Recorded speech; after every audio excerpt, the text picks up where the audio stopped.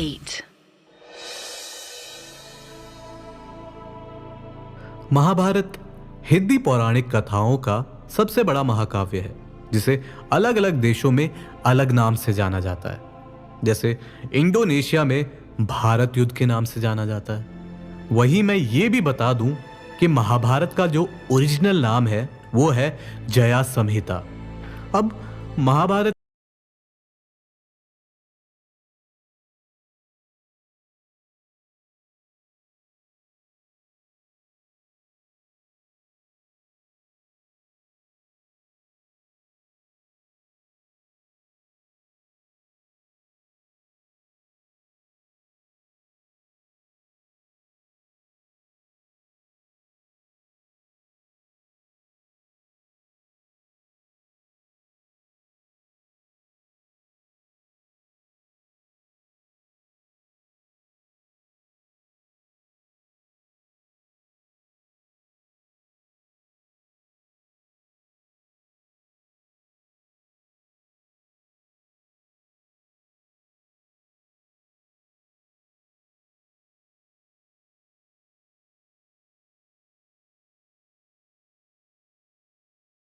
आपको highly recommend करता हूं कि एक बार तो आपको महाभारत पढ़नी चाहिए। फिलहाल आज हम बात करेंगे महाभारत के कुछ ऐसे इवेंट्स और कैरेक्टर्स के बारे में जिनके बारे में ज्यादातर लोगों को पता ही नहीं है।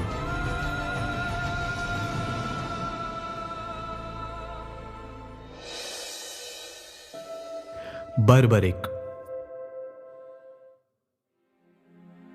भीम के पोते और घटोत्कच के पुत्र।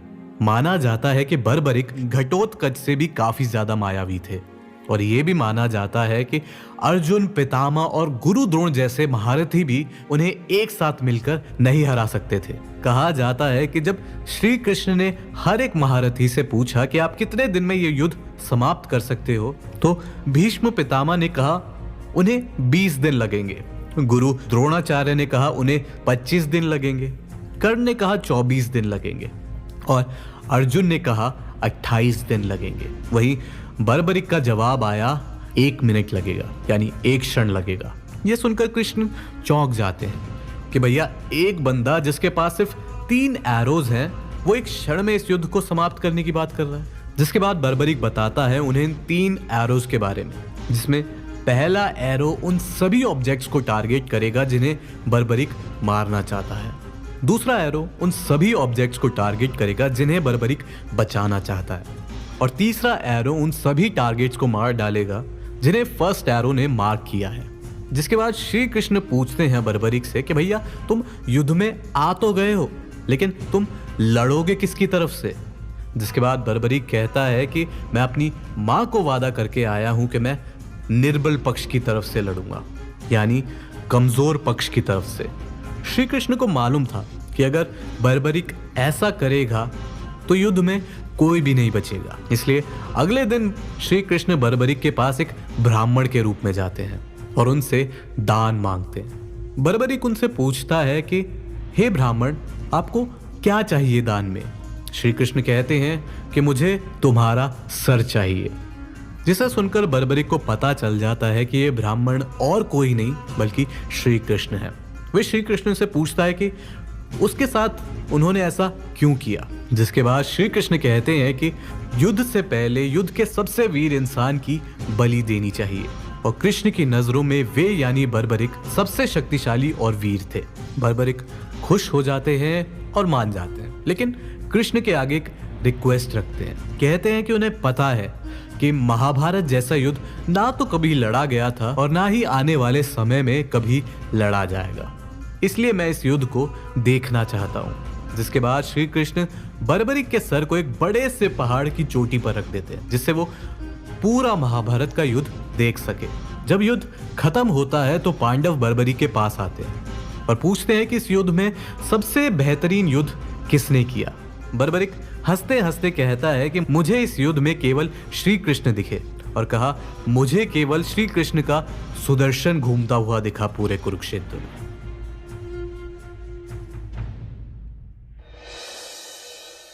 अभिमन्यु's डेथ।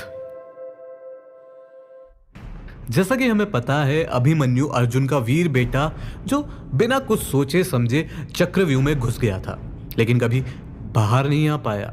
ऐसे में श्री कृष्ण जब जानते थे कि अभिमन्यु का वध होने वाला है, तो उन्होंने अभिमन्यु को क्यों नहीं बचाया? ये कई सारे लोगों के मन में विचार आता है। दरअसल चक्रव्यूह जो गुरु द्रोण ने युद्ध भूमि पर रचाया था, उसे केवल श्री कृष्ण और अर्जुन भेज सकते थे। इसलिए गुरु द्रोणाचार्य ने अर्जुन और श्री कृष्ण को चालाकी से युद्ध से काफी दूर भेज दिया, जिसके बाद उन्होंने चक्रव्यूह का निर्माण किया। अभिमन्यु चक्रव्यूह के अंदर घुसना तो जानता था, लेकिन बाहर निकलना नहीं जानता था। वे चक्रव्यूह के अंदर घुस गया और अंदर जाते ही उसे बड़े बड़े महारथियों ने घेर लिया, जैसे गुरु द्रोण, अश्वत्थामा, दुर्योधन, दुशासन।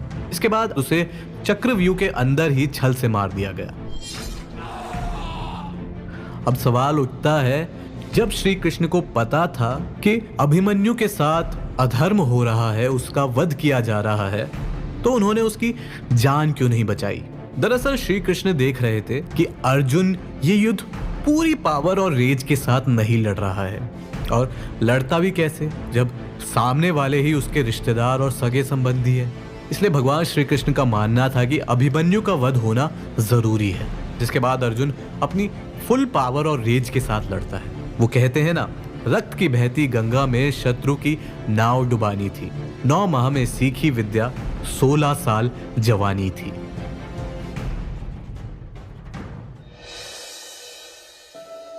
गांधारीज कर्स।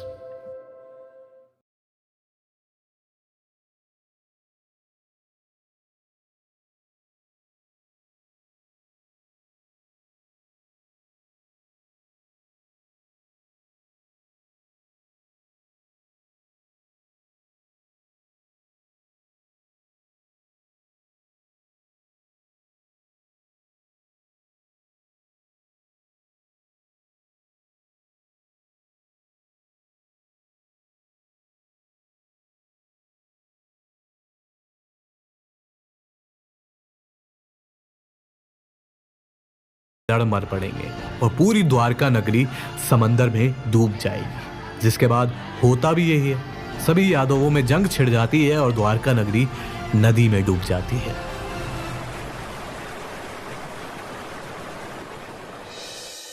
Dhritarashtra, Gandhari and Kunti after the war.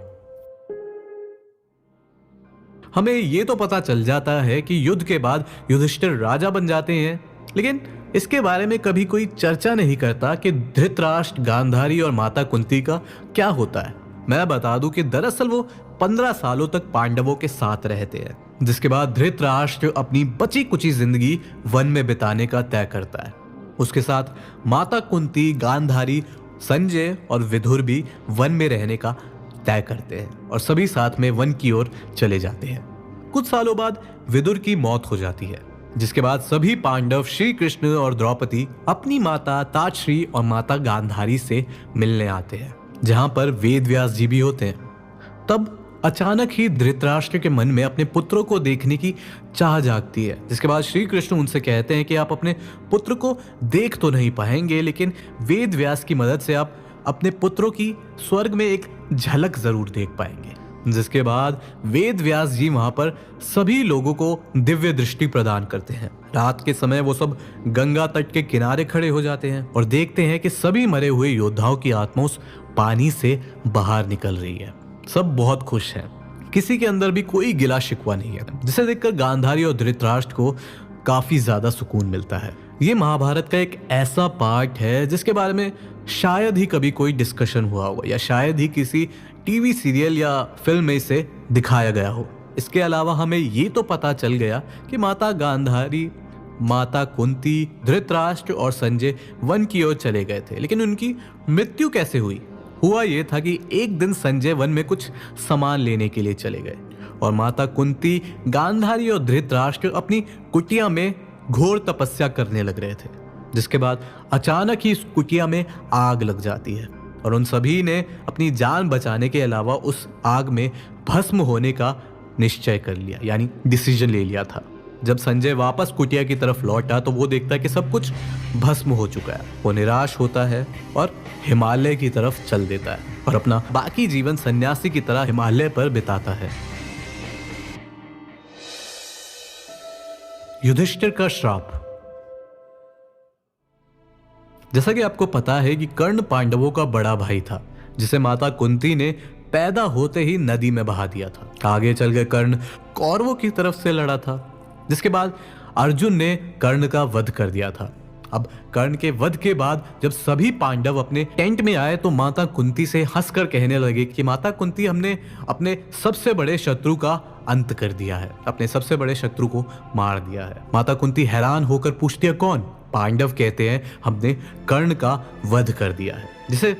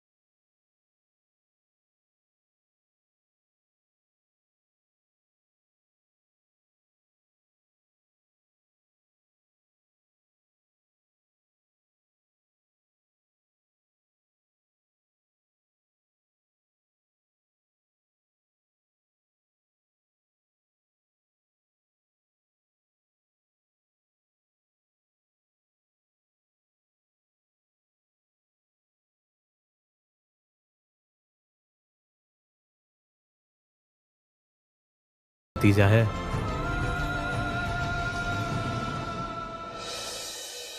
Kurukshetra war और वर्ल्ड वॉर। दरअसल महाभारत की जब भी बात होती है तो ये माना जाता है कि ये एक ऐसा युद्ध था जिसमें सिर्फ भारतीय सेना और महारथियों ने हिस्सा लिया था। लेकिन मैं बता दूं, ऐसा नहीं था। कहा जाता है कि अलग अलग देश भी इस महायुद्ध में शामिल हुए थे। जैसे यमन देश भी इस युद्ध में शामिल हुआ था। साथ ही ग्रीस, रोम और अमेरिका जैसे देशों के भी कई महारथी इस युद्ध में शामिल हुए थे। और साथ ही ऐसा भी लिखा जा चुका है कि महाभारत जैसा युद्ध ना तो कभी हुआ था और ना ही आने वाले समय में कभी होगा। इसी वजह से कई लोगों का मानना यह है कि महाभारत का युद्ध प्रथम विश्व युद्ध था। इसमें आपकी क्या राय है? हमें जरूर बताइएगा। सिर्फ यही नहीं, महाभारत में ऐसी कई अनसुनी कहानियां हैं जिसके बारे में ज्यादातर बुक्स, सीरीज या फिल्मों में दिखाया नहीं जाता, जिनके बारे में कभी और चर्चा करेंगे। इस 18 दिन के युद्ध ने हमारी सोच, संस्कृति सब बदल दिया। कुरुक्षेत्र में लड़ा गया ये युद्ध वाकई में सिर्फ एक युद्ध नहीं था। मेरे हिसाब से ये कलयुग शुरू होने की दस्तक थी, जिसमें महाभारत के जरिए भगवान हमें सही और गलत के बारे में बताना चाहते थे।